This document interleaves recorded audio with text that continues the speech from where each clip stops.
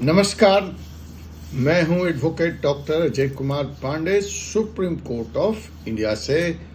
चंद तलखी भरे सवाल, चंद सख्त सवाल। बेटियां, जी हां, हमारी, आपकी, हम सब की बेटियां क्या सिर्फ जन्मदिन की शुभकामनाओं तक सीमित हैं? माननीय उत्तर प्रदेश के मुख्यमंत्री योगी जी, मेरा यह सीधा सवाल आपसे है। सुप्रीम कोर्ट ने तो बराबरी का हक दे दिया बेटियों को, लेकिन उत्तर प्रदेश अब भी बेटियों को वारिस मानने से इनकार कर रहा है। तो जनाब, इन्हीं सवालों को लेकर मैं आपके कानून का दोस्त doctor Ajay Kumar Pande, supreme court advocate और आपका भरोसेमंद कानून का साथी। हमारा आज का यह विषय, यह वीडियो न सिर्फ संवेदनशील है, बल्कि सीधे सीधे योगी आदित्यनाथ जी को एड्रेस भी है, उन तक अपनी बात पहुंचाने की कोशिश भी है। माननीय योगी आदित्यनाथ जी, क्या सिर्फ बेटियां, खास करके उत्तर प्रदेश में, चुनावी नारों और फोटो खिंचवाने तक सीमित हैं?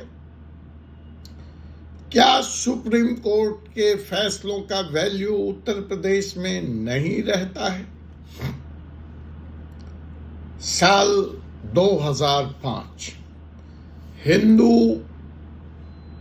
उत्तराधिकार संशोधन अधिनियम ने साफ कहा कि बेटियां भी अपने पिता की संपत्ति में बराबर की हकदार होंगी, जैसे कि बेटे। फिर 2020 में सुप्रीम कोर्ट ने ऐतिहासिक फैसला देते हुए कहा, भले ही पिता का देहांत 2005 से पहले हो गया हो, बेटियों को उत्तराधिकार का पूरा अधिकार मिलेगा। लेकिन अफसोस, दिल्ली से चली बात नोएडा आते आते तक दम तोड़ गई। दिल्ली से चली बात गाजियाबाद चंद किलोमीटर तक जाते जाते समाप्त हो गई। उत्तर प्रदेश राज्य, जिसका प्रवेश द्वार एक तरफ नोएडा या दूसरी तरफ गाजियाबाद है, जिसको अभी मोदी जी ने मेरठ को भी 40 मिनट का रास्ता बना दिया है, फिजिकली तो वह दिल्ली से जुड़ गई है, लेकिन कानून के मसले में सुप्रीम कोर्ट और उत्तर प्रदेश की दूरी लगातार बढ़ गई। कितनी बढ़ गई है, आइए देखते हैं। तो उत्तर प्रदेश राज्य ने यह फैसला किया है कि बेटियों को जमीन, पुश्तैनी संपत्तियों और खेतों से बेदखल कर देना है। तहसील से लेकर कोर्ट तक उत्तर प्रदेश में उन्हें सिर्फ एक जवाब मिल रहा है, यह यूपी का केस है, यहां सुप्रीम कोर्ट की नहीं चलती, यहां सुप्रीम कोर्ट का कानून नहीं चलेगा, यहां हमारा उत्तर प्रदेश का अलग कानून है।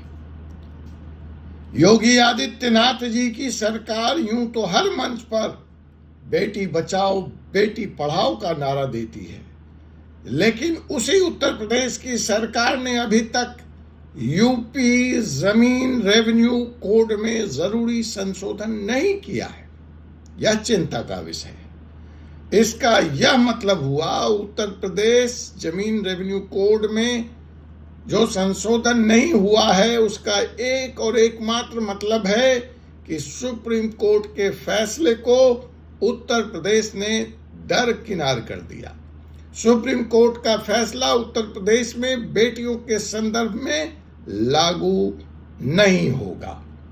अब सवाल उठता है कि क्या उत्तर प्रदेश भारत का हिस्सा नहीं है?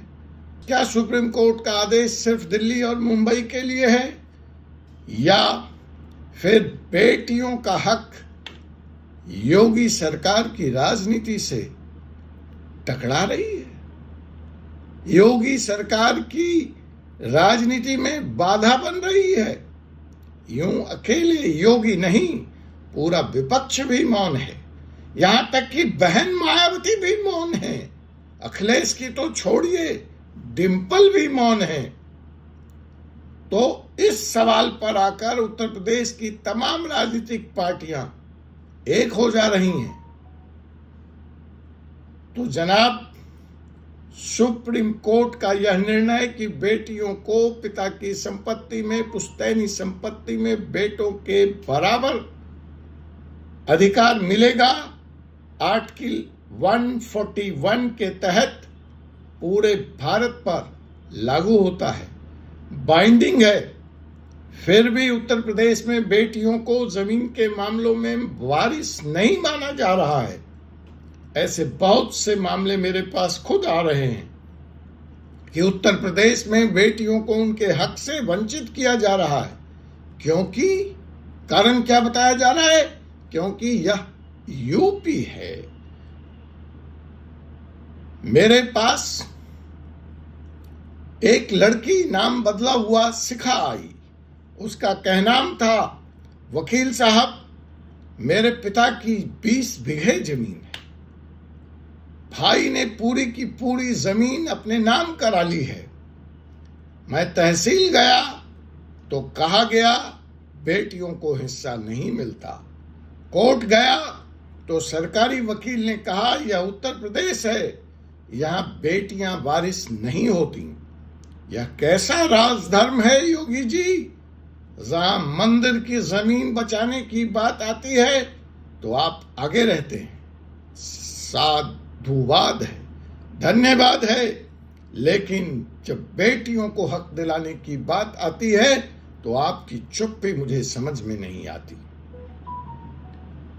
अब ऐसे हालत में आप जनता से मेरा सीधा सवाल है, क्या आप बेटी के पिता हैं?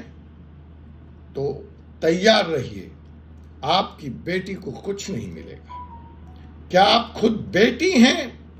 तो आपको लड़ना होगा, कानून से ज्यादा सत्ता से टकराना होगा, सत्ता से। और सबसे अंतिम सवाल, क्या यह कंटेम्प्ट नहीं है सुप्रीम कोर्ट का? क्या यह अवमानना का फिट केस नहीं है? छोटी छोटी बातों पर डिफेमेशन सूट लाने वाले नेता कहां हैं? अब तक इस सवाल पर किसी भी पार्टी के द्वारा कंटेम्प्ट पिटीशन क्यों नहीं आया है?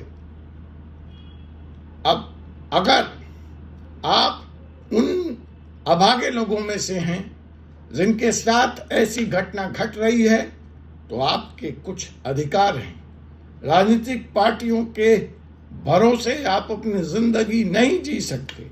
आपको खुद आगे आना होगा, कानून की लड़ाई लड़नी होगी, सत्ता से टकराना होगा। और कुछ टिप्स दे रहा हूं, कुछ एक्शन पॉइंट्स दे रहा हूं। सरकारी वकील उत्तर प्रदेश में जो भी कह रहा हो, तहसीलदार जो भी कह रहा हो, कहने दीजिए।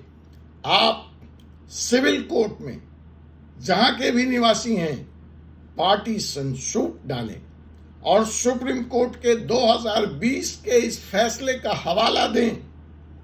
रिट पिटीशन डालें हाई कोर्ट में और बताएं कि आपके मूलभूत अधिकारों का हनन हो रहा है, फंडामेंटल राइट्स का वायलेशन हो रहा है। मीडिया और सोशल मीडिया पर प्रखर हों, प्रज्वलित हों और सक्रिय हों और वहां पर अपनी आवाज उठाएं और उसमें टैग करें। डिस्क्रिप्शन में भी दे रहा हूं, @माई योगी आदित्यनाथ टैग करें, @यूपी गवर्नमेंट टैग करें, 4C सुप्रीम लॉ। हम मांग करते हैं योगी सरकार से, योगी जी से, कि आप जल्द से जल्द उत्तर प्रदेश रेवेन्यू कोर्ट में बदलाव लाएं ताकि सुप्रीम कोर्ट का यह आदेश बेटियों तक जमीन पर पहुंचे और न कि सिर्फ फाइलों में दबकर समय से पहले बेमौत मर जाए। बेटियां भी अब खेत जोतेंगी, वक्त आ गया है, बेटियां अब जब बंदूक उठा सकती हैं और सीमा पर लड़ सकती हैं, तो ट्रैक्टर चलाने में या खेत जोतने में या खेती करने में क्या गुरेज है। नारा पहले ही लाल बहादुर शास्त्री जी ने दिया था, जय जवान जय किसान। तो जवान में अब बेटियां भी हैं, उनके लिए भी दरवाजा खोल दिया है भारतीय फौज ने, मोदी जी ने। तो अब किसानी खेती बाड़ी का यह दरवाजा बेटियों के लिए उत्तर प्रदेश में बंद क्यों है? अब बेटियां भी खेत जोतेंगी, बेटियां भी घर की मालिक होंगी, क्योंकि यहाँ यह भारत है और भारत में कानून सबसे ऊपर है, चाहे मुख्यमंत्री कोई भी हो। अगर आपको मेरी बात पसंद आई हो तो यह वीडियो लाइक करें, शेयर करें और कमेंट में लिखें कि क्या आप मेरी बात से सहमत हैं कि उत्तर प्रदेश की बेटी है जिसने अपना हक खो दिया है। क्या यह वही प्रदेश है जहां बेटियों को वारिस नहीं माना जा रहा है? मैं हूं doctor Ajay Kumar Pande, advocate supreme court of India. मिलते हैं ऐसे ही ज्वलंत विषय के साथ अगले वीडियो में। इस चैनल को सब्सक्राइब करें, बेल आइकन को दबाएं और कानून की हर जानकारी से जुड़ने के लिए सीधे मुझसे संपर्क करें। Supreme court lawyer doctor Ajay Kumar Pande. धन्यवाद। आपसे पुनः मुलाकात होगी एक ऐसे विषय के साथ अगले एपिसोड में। तब तक के लिए मुझे डॉक्टर अजय कुमार पांडे को अनुमति दीजिए। जय हिंद, जय भारत, जय संविधान।